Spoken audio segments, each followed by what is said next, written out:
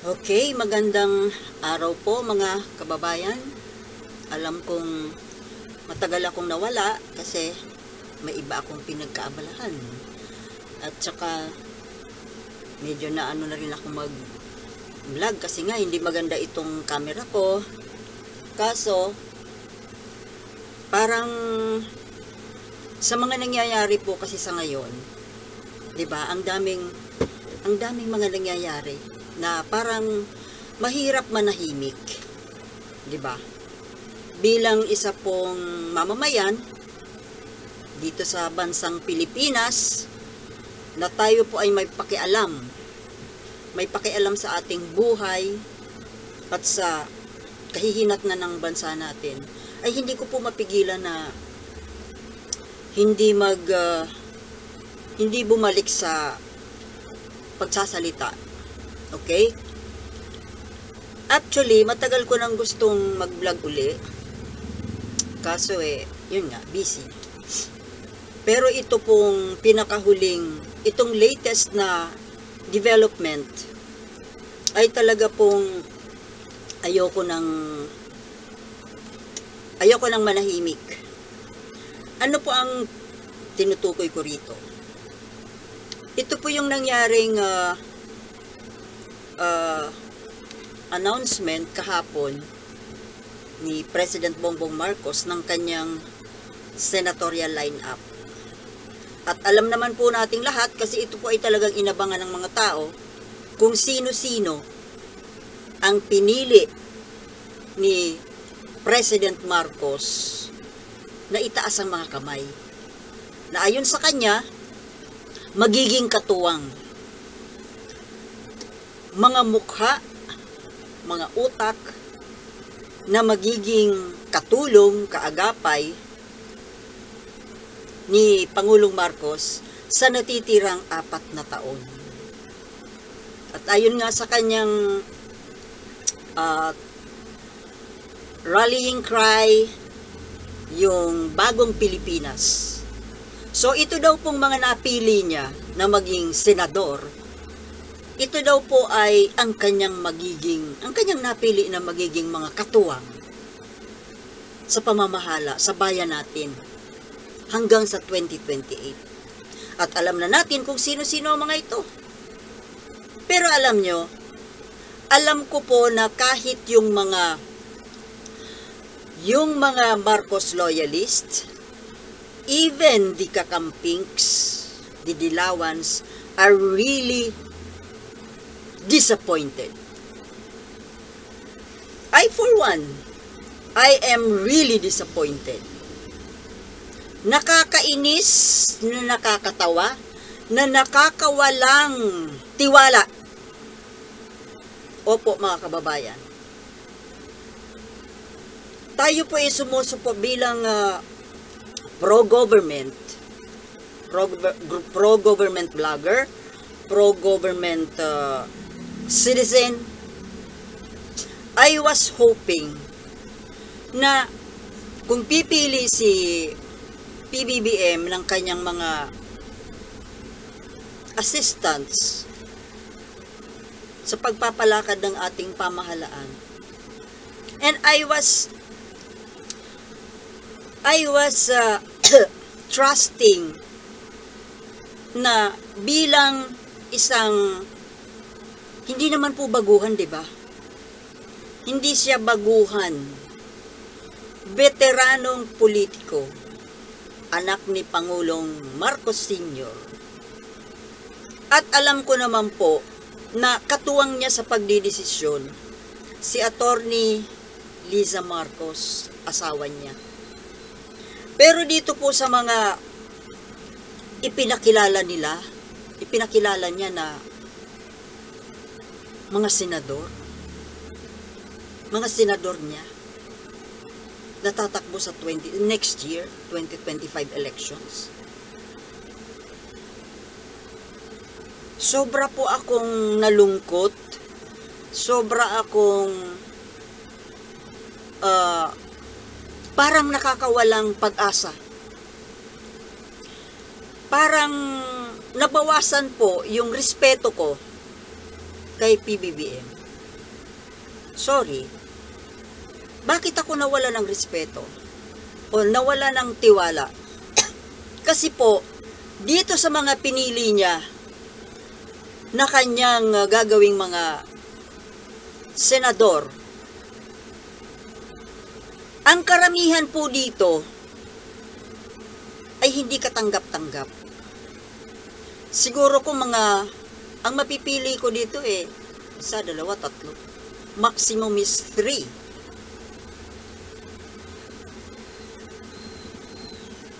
Kayo po, syempre may kanya-kanya tayong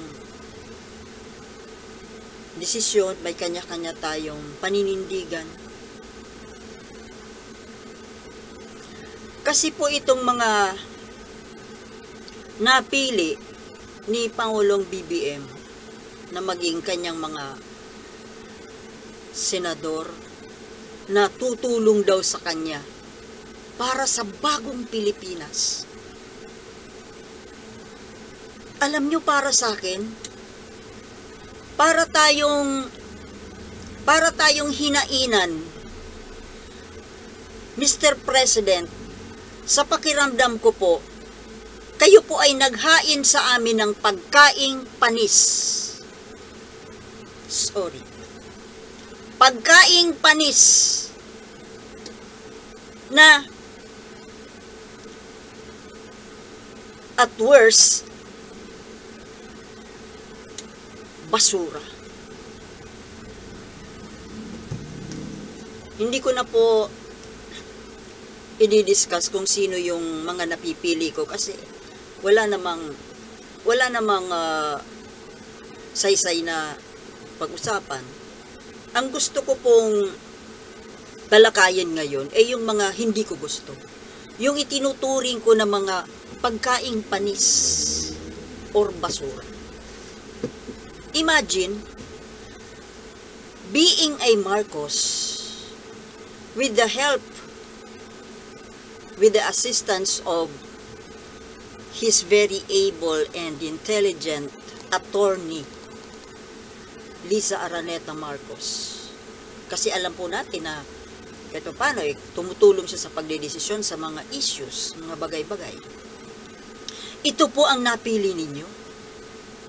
Ito yung ihaharap ninyo sa taong bayan. Ito ang pagklase ng pagkain na inihain ninyo sa amin. Lito Lapid, hindi ko maubos maisip kung bakit ninyo ito isinali sa inyong slate. Sa pagkakaintindi ko at aking inaasahan na gagawin ng Pangulo natin,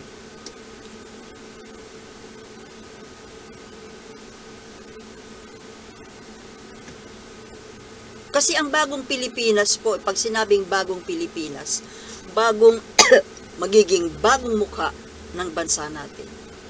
Nasaan ang, itong mga napili na to, paano tayo magkakaroon ng bagong Pilipinas? Bagong mukha ng Pilipinas? Ano ang maitutulong ng mga ito? Lito Lapid, for so many years, ilang taon na ba yan dyan sa Senado? Ano ba ang nagawa niyan? And lately, may issue siya tungkol sa Pogo, di ba? Tungkol sa mga korupsyon. Kahit hindi napatunayan, pero, di ba? Pag may usok, may apoy. At saka wala namang ginagawa nga yan dyan Akala nga ng iba hindi siya senador Kasi hindi natin naririnig ang boses niyan. Ano ang magagawa ng isang Lito Lapid para sa bagong Pilipinas? Bong Revilla, isa rin.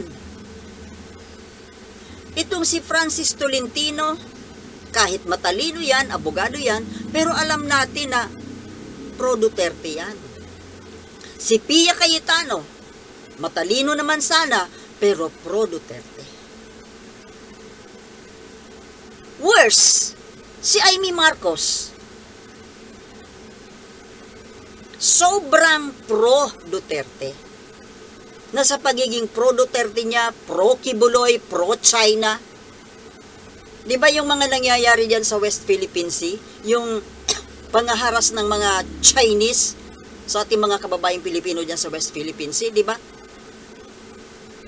Anong sinasabi niya? Wala naman siyang maayos na opinion tungkol doon. Kesyo, sabi pa nga niya para yun lang daw Parang ayaw pa nga niya maniwala na hinaharas yung mga mangingisda natin. Bakit ito pinili na isali? Dahil kadugo? My goodness! Ngayong panahon, kahit kadugo, ayan na nga ang proof. Kadugo. Pero traidor sa kanyang kapatid kay PBBM. Diba? Kontra siya ng kontra sa mga polisiya, sa mga programa ni PBBM. May salita pa siya. Kahit mag-isa na lang siya na sumusuporta kay Digong pa rin siya. Sino si Digong? Di ba yung mortal na kaaway ng kanyang kapatid? Pero doon siya ay ni Marcos. My goodness, PBBM, Mr. President. Kahit kapatid. Sana naman po, ang gusto kong nakita dito, kung talagang gusto po ninyo na may mangyari na ang Pilipinas ay mabago, dahil sa slogan ninyo na bagong Pilipinas, di ba? Dapat sana ang kukunin ninyo ng mga katulong, mga katuwang, like these senators, sana po talaga makakatulong sa bayan. Anong magagawa ng mga ito? Alam niyo mga kababayan, itong desisyon po na ito ng incumbent government, hindi po ito pro-people. Hindi ito makabayang klaseng desisyon. Bakit? Sino-sino ang mga pinili? Karamihan mga pro-Duterte. So, ibig sabihin, kung pro-Duterte, pag nanalo ang mga yan, back to basics tayo. Yung nangyari nung nakaraang 4 na taon, mauulit muli. Diba? Yung mga nangyari, yung mga pagkontra, yung mga paninira, uulitin yun Kasi sila pa rin ang nandiyan dyan. Yung mga kakampi ni Duterte, mga kampi ni Kibuloy, at kakampi ng China, yan po ang inilagay ninyo, Mr. President, dyan sa slate ninyo. Yung dati. So, ibig sabihin, walang pagbabagong mangyayari. Kasi, yung mga luma dyan, yung mga panis na senador, yun pa rin ang akay-akay mo, bit-bit mo papuntang bagong Pilipinas. My goodness. Hindi po ito pro-Pilipino. Itong klaseng desisyon na ito. Hindi ito pro-bayan. Ito ay pro-kalaban. Di ba? Pro-kalaban. Kasi, bibit-bitin po ni Mr. President Marcos yung mga kalaban, yung mga kakampi, yung mga suportador ng Duterte. O ngayon, kapag naupo na ulit ang mga yan dyan, mga pro-Duterte na yan, ano mangyayari? At mawawala na si Pangulong Bongbong Marcos in 4 years' time. Ano mangyayari? Di ba lalakas ulit yung Duterte? Mauupo si Sara. Posible. Kaya hindi ko po maintindihan mga kababayan kung ano ang pumapasok sa pag-uutak ng Pangulo natin. Mahal na mahal ko pa naman po itong mga Marcos. Apera kay Amy Suporta ako sa gobyerno. Pero mga kababayan, Mr. President, kung ganitong klase ang bibit-bitin ninyong mga katulong ninyo sa pamamahala, so devastating. Wala akong nakikitang magandang kinabukasan, itong sinasabi ninyong bagong Pilipinas, my goodness. Dahil itong mga bitbit niya, ng mga senadores niya, may possibility po itong manalo. Dahil unang-una, yung dati nang mga ugali ng mga Pilipinong botante na tumitingin sa artista, tumitingin sa apelido, tumitingin sa sikat. Plus, bit-bit pa ng incumbent government. Mas lalong lumakas. Biruin mo ang magpo-promote yung presidente mismo. Paano hindi mananalo yan? So ano ang hindi ko po talaga mawawaan, hindi ko malubos maisip kung ano ang iniisip ni Pangulong Bongbong Marcos sa pagpili ng mga senador niyang ito. Si Erwin Tulfo, siguradong mananalo yan eh. Nandiyan dyan na yung kapatid niya. And worse, tumatakbo rin na independent candidate yung kanyang kapatid, si Ben Tulfo. At siguradong mananalo yan. Dahil nga, mga bobo ang botante natin.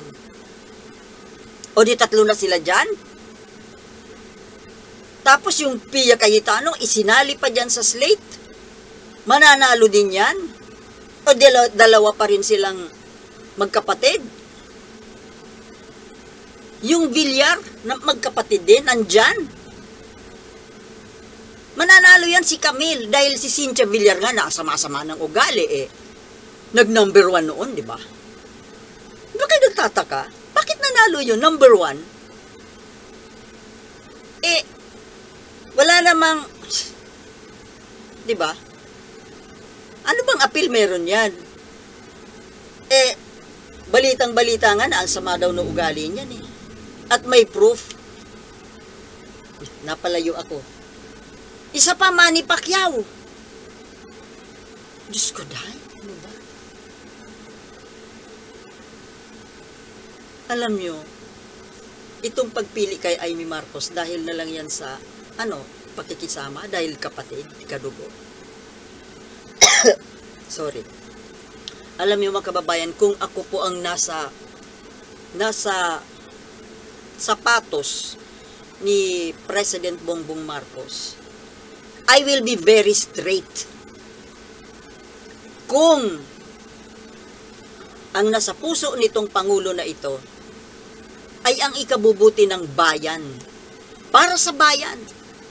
Kung para sa bayan tayo, kung para sa bayan ka, Mr. President, bakit mo iluluklok pa rin ang kapatid mo na traidor nga sa'yo? Traidor sa'yo, traidor sa bayan. Hindi ko maintindihan Umaandar yung palakasan, porque kapatid. Dapat ang totoong leader, ang pagpili ay base sa katotohanan. Sa tama. Hindi porket kapatid, kaibigan. Sa akin, no way yan Alam nyo ng traidor, bakit mo pa ipopromote na maupo uli?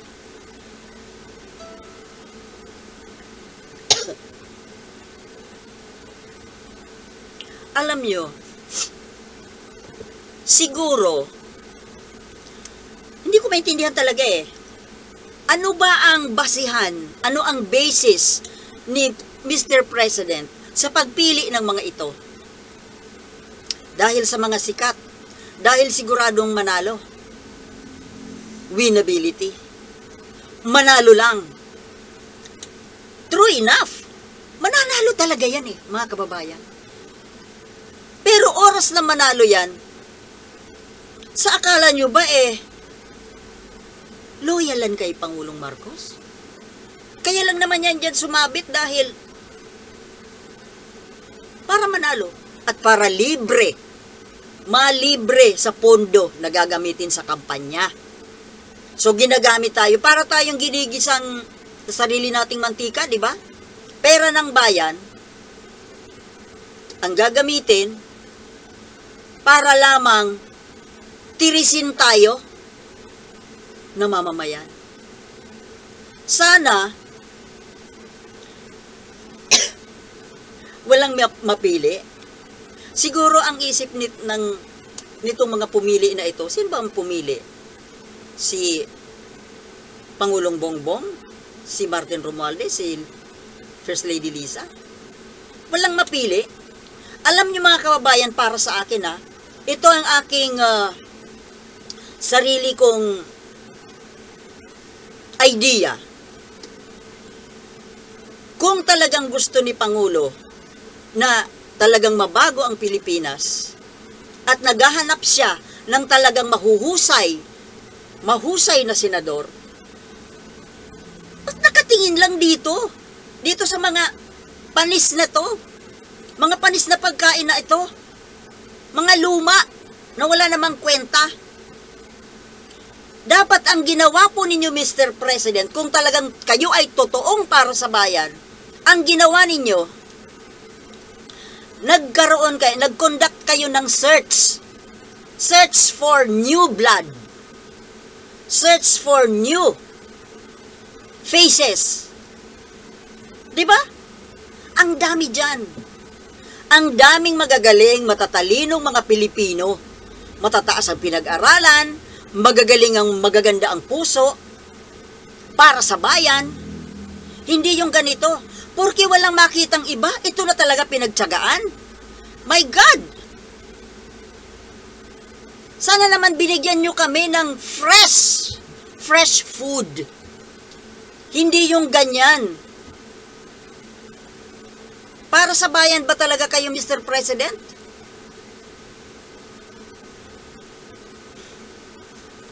Sana po,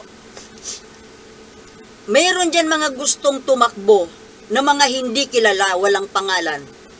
Sana naman po ay bigyan ng tsansa ng media na may interview. Alam ko marami dyan nung nakaraang eleksyon, ang dami kong ibinoto ng mga unknown names. Dahil gusto kong subukan. Sa tingin ko kasi itong mga bagong kumakandidato na walang pangalan, may pakiramdam ako na mabubuti ang kalooban nito. Bakit hindi subukan yung mga bago? Magtsatsaga tayo sa ganitong klase. Maraming matatalino, bakit hindi tayo humanap, hindi tayo mag-announce na mag-conduct kayo ng search for new faces. Ang dami.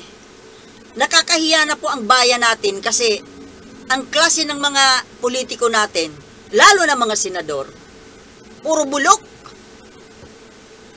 Bulok. Kasalanan ba ng botante? Yes, kasalanan ng botante na ito ang ibinuboto. Kasi naman yan ang inihihain ninyo sa lamesa. 'Di ba? Ang sama-sama po ng loob ko mga kababayan dahil dito sa ginawang ito ng Pangulo natin na itong napili niya na isasali, malilibre sa gastos. Hindi magagastusan dahil libre. Hindi naman siguro completely free. Meron din silang konti gastos, pero libre pa rin ng gobyerno. Hindi bali sana gumastos ang gobyerno ng pera para sa pagpili ng mga leader kung matitino. Biruin mo yan? My God! Anong klase? Saan na ba yung kopyang yon? Tito Soto, Abalos, Binay. Ang Binay po, kontra Marcos yan. Ping Lacson. Okay sa akin si Ping Lacson. Tito Soto. Okay naman. Kasi yun nga binoto ko na Vice President. Amy Marcos, sus Maria, Erwin Tulfo. Talagang pinapalawak po natin ang dynasty, political dynasty. Hindi natin itinatakwil ang political dynasty, kundi ini-improve, pinapalawak. Sana po bilang Pangulo na nagdesisyon tungkol dito sa alliance na ito, para magkaroon po ng mga bagong mukha, sana inisip man lang na wag na dapat tanggapin yung may mga ang kamag-anak ay may pwesto na, kagaya ni Raffy Tulfo, Erwin Tulfo, Raffy Tulfo. Magiging tatlo yan. Pia Cayetano, yung magkapatid na Cayetano, magkapatid na Estrada, magkapatid na Villar, ilan yan? 24 senators, tapos ang halos kalahati ay magkakapamilya. My God! Kailan tayo mababago kung ganito? I was hoping nung bumalik ang Marcos, ay makikita tayo ng talagang magandang pagbabago. Pero ganun pa rin. Pinapalawak yung dynasty. Ina-accommodate yung mga panes. Ina-accommodate yung hindi ba nag-iisip? Is this Uniteam 2.0? Walang kadala-dala. Mr. President, hindi na kayo nadala na nakipag-Uniteam kayo doon sa mga wala naman talagang loyalty sa inyo. Nung nanalo, nasaan na? O, si Robin Padilla, di ba? Sumakayan sa Uniteam. Si BP Sara. Marami. Yan na naman ang mauulit po sa darating na eleksyon. Inaccommodate yung mga pro-kalaban. So, ang ibig po sabihin nito, sinusuportahan po ninyo, Mr. President, yung kalaban ninyo, yung kalaban ng bayan natin, mga Duterte. The Dutertes and their minions. Yun po ang sinusuportahan ninyo. Sa totoo lang. Ayan ho ang linaw. Inaccommodate ninyo yung mga tao na wala namang loyalty sa inyo. Ang loyalty ay nasa kalaban ninyo. So anong mangyayari? Mauulit? Mauulit yung dati? Mauulit yung dating pamumuno ng isang Duterte? Yun ba? Doon mo ba kami dinadala, Mr. President?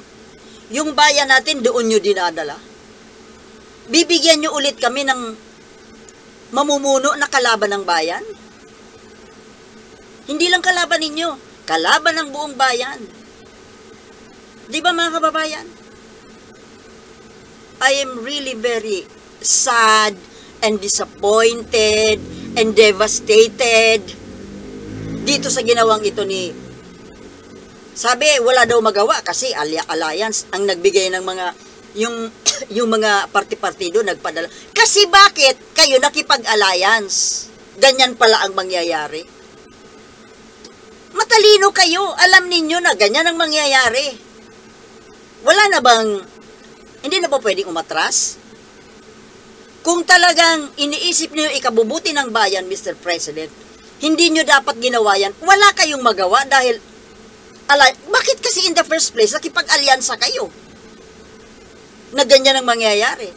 Sabi ko nga kanina, ang maganda, naghanap kayo, nag-conduct kayo ng search para sa mga bagong senador, magiging senador, na may utak, may puso. Marami tayong matatalino, hindi yung mga yan na wala namang mga kwenta. Lalo na yung mga artista dyan. Wala namang ibang ginawa, kundi, alam na ninyo mga kaibigan, no need to mention. Alam ninyo, alam nating lahat.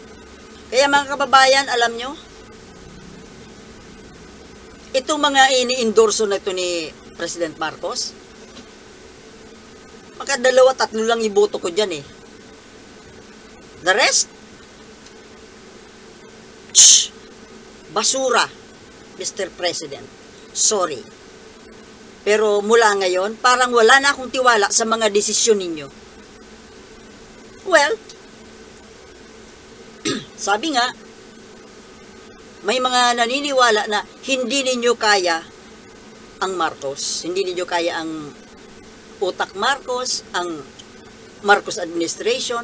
Baka nga, we just don't know what, kung ano ang mga susunod na hakbang.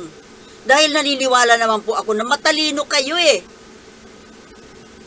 Napapaligiran kayo na matatalino. Hindi naman kayo bobo. President Marcos, First Lady Lisa, Martin Romualdez, alam niyo, naniniwala ako, for sure, alam ninyo kung anong pinasok ninyo. Alam ninyo na itong mga ini-endorso ninyo ay mga traidor ito. Traidor sa inyo, traidor sa bayan. Pero bakit ninyo in-accommodate? I just don't know. Kung ano ang laro. Sana naman po, mali tayo. Sana may magandang strategy sa larong ito ang Marcos government, kasi nakakalungkot at nakakatakot. Alam niyo yung ibig ko sabihin mga kababayan. Nakakalungkot, nakakatakot para sa ating bansa, para sa ating mga Pilipino. Kapag nanalo itong mga ini-endorso na ito, buti kong damputin na ng ICC itong yung mga dapat damputin. Pero kahit na, ang pangit pa rin. My goodness, Mr. President. Anong klase? Kagaya nga sabi ko, anong klase itong pagkain na inihain mo sa amin? Hainan mo kami ng panis sa pagkain nang walang kwenta. Basura. Basura. Maraming magagaling, matatalinong Pilipino at may puso para sa bayan. Bakit yan? Mga kababayan, naha-high blood ako eh. So hanggang dito na lang po muna. At I'm very disappointed. Mahalin po natin pa rin ang ating bayan. Dahil ito lamang po nag-iisa nating tahanan. Okay? Peace.